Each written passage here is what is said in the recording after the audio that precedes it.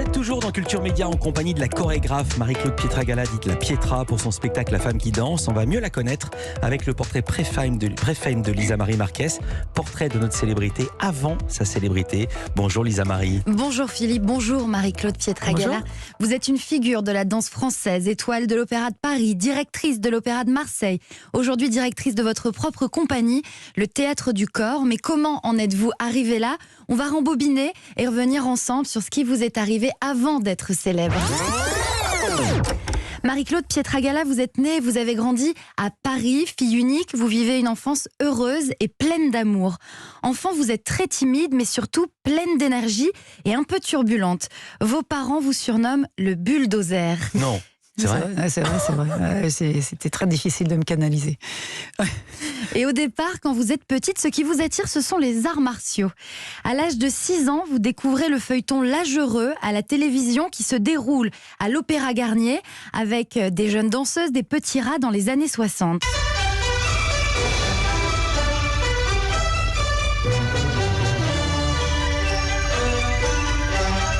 L'Opéra Garnier vous apparaît comme un lieu extraordinaire que vous ne connaissez pas encore. Au même âge, votre maman vous inscrit à des cours de danse pour canaliser votre énergie avec une professeure qui n'est en réalité pas vraiment danseuse mais artiste peintre. Vous suivez ses cours dans le préau d'une école. Elle vous fait découvrir la danse par l'imaginaire en vous faisant par exemple danser comme un oiseau ou comme un papillon. Elle vous transmet surtout le plaisir d'être dans un corps en mouvement et vous faites votre premier spectacle immortalisé par la caméra 16 mm de votre père. Quelques années plus tard, quand vous lui dites à votre père que vous voulez tenter le concours d'entrée de l'école de danse du ballet de l'Opéra National de Paris, il vous répond « Est-ce que tu crois qu'on t'attend là-bas ?» C'est vrai. Moins dans des personnes en même temps. Hein. Non. Mais bon, mes parents, ils n'étaient pas du tout dans le milieu artistique, donc ils étaient complètement... ils étaient inquiets de savoir comment ça allait pouvoir se passer. Et puis effectivement, il y avait tellement de... Moi, j'ai souvenir, on était peut-être 800 à se présenter, donc... Il s'est dit exactement ça. Et si tu crois qu'on t'attend, bon, voilà. Le jour de l'audition, vous n'avez pas le chignon parfait des autres jeunes danseuses. Elles sont toutes habillées en rose et vous êtes en jaune canari. C'est ça. Fondateur. Vous n'avez pas vraiment les bases, mais la chorégraphe Claude Bessy, qui dirige l'école de danse de l'Opéra de Paris, vous repère. Elle dit à votre maman que vous avez quelque chose de particulier. Vous sortez du lot et vous êtes reçue du premier coup. Vous avez 10 ans. Tout ça est vrai ? Oui, c'est vrai. Ça veut dire quoi ? Vous n'avez pas les bases ? Vous n'avez pas les bases et vous êtes remarqué ? Parce que j'avais un professeur qui me faisait plutôt improviser. C'était très ludique ce que je faisais au départ. Donc quand j'arrive à l'opéra avec un classicisme et une académie très précise, tout d'un coup, non, c'est sûr, j'avais peut-être un physique un peu atypique, mais avec des possibilités. Mais par contre, non, il me manquait tout, quoi. Et puis aussi, vous étiez en jaune poussin. Exact. Vous rattrapez votre léger retard avec les autres en prenant des cours particuliers avec Daniel Franck, un très grand professeur de danse.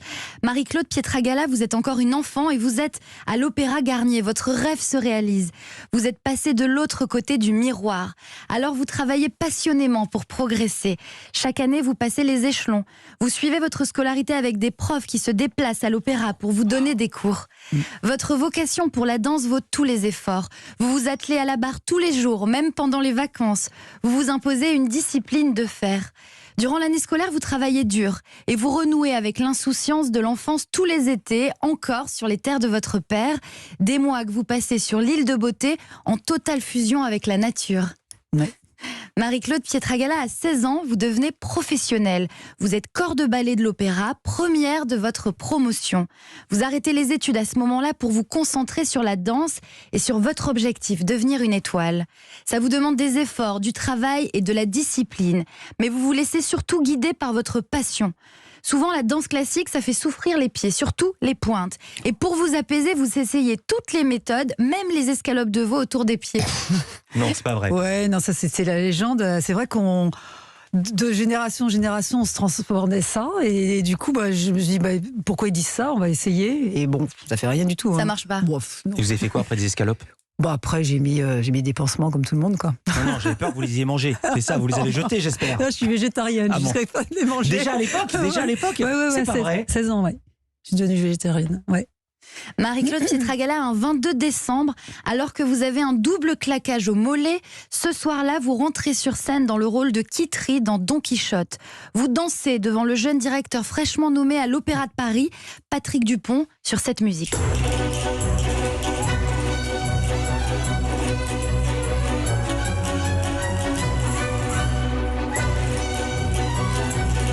Ce soir-là, vous devenez La Pietra. Vous êtes nommée étoile de l'Opéra de Paris. Vous êtes née une deuxième fois. La femme qui danse dansera encore longtemps. La suite, on la connaît. Et moi, je m'arrête là. Merci. Ça aussi, ça se danse, Fame. Ça vous émeut encore d'entendre ça à la variation de Kitri? Oui, parce que c'est le répertoire. Moi, je le dis dans mon spectacle, 3 notes de musique et les sensations physiques, les émotions ressuscitent instantanément. Ouais. Instantanément. On entend la musique et le corps s'allume.